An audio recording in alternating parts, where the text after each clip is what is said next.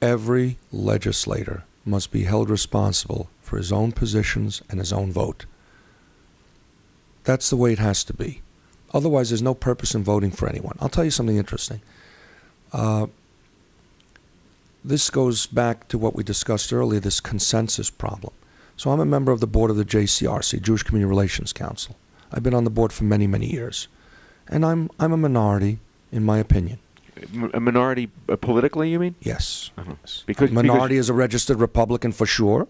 And I'm a minority in terms of since we know that 2/3 of Jews are of a more liberal persuasion, and as many as 70-80% routinely vote as Democrats, so it's clear that I'm a minority on that board.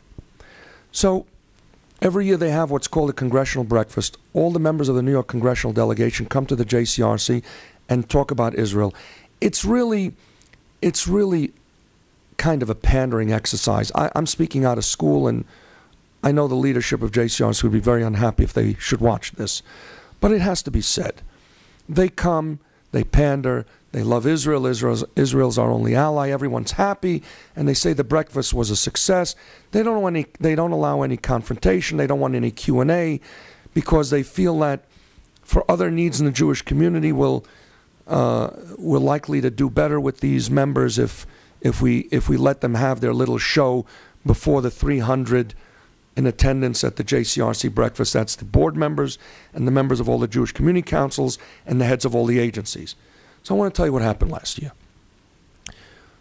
For the first time in a number of years, there was a Republican Congress member to be introduced, Lee Zeldin, who was the only Republican elected last year. Jewish Republican? Yes. So since I'm Republican, they asked me, each member of the board introduces a Congress member. I didn't introduce one for many years because there was no one to introduce that it would make sense for me to introduce. So they asked me to introduce Lee Zeldin, and I did. But right before Lee Zeldin, Charlie Rangel had spoken, the dean of the New York delegation. Charlie's a very likable fellow. He's been in there forever. Very fun to be with, African-American Congress member, represents his constituency pretty well. And he got up and he spoke about how the alliance between us is being challenged because... Between who? Between us, meaning the Jewish and black community, because the Speaker of the House, Mr. Boehner, has seen fit to inject this toxic invitation of Benjamin Netanyahu to speak to the joint session. And I'm telling you, as much as we're friends, as much as I've been there for you and for Israel, I am not going to be there, and neither are my colleagues. And so it would be. They weren't there. But I came up to introduce Lee Zeldin.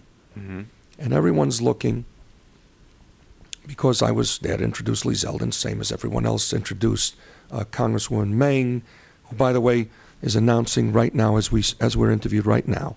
Congresswoman Meng, Chinese-American Democrat, the first in the state of New York to announce that she will oppose the bill, gave credit to the Secretary of State and the President for their efforts, but goes in her press release point by point why she cannot support it and that it's a bad bill, a bad agreement.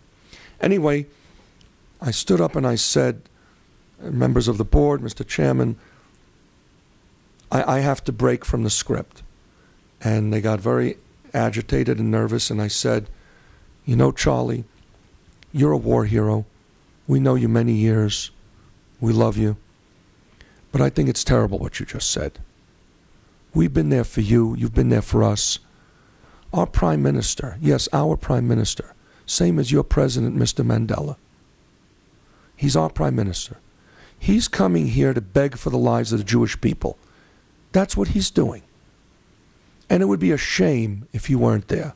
You really belong there, and you should be there. And he was not pleased. And then we went on with Lee Zeldin. Well, I got a ticket to go to hear the speech. And I looked down in the gallery, and they all boycotted. And all of a sudden walks in Charlie Rangel. And he seats himself, he listens to the speech.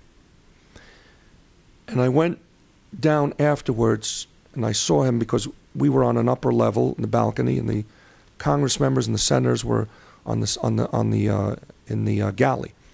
So I run into Charles Rangel. I say, Charlie, you came. Well, I decided I don't need these kind of fights at the end of my last term. The point of the story is we all have to act with dignity to ourselves, and we have to ask or demand reciprocity. And without Charlie, there would have been no minority member of the delegation from New York there. But Charlie was there because someone said what had to be said. And this is how we have to operate. I don't know why the Jews operate in this obsequious, non-reciprocal manner. Whatever you say about Al Sharpton, and I can say plenty about him. I know the guy. I can say plenty about him. But he demands respect for his people. He demands respect for his people. We don't. At least not with enough sufficiency. You say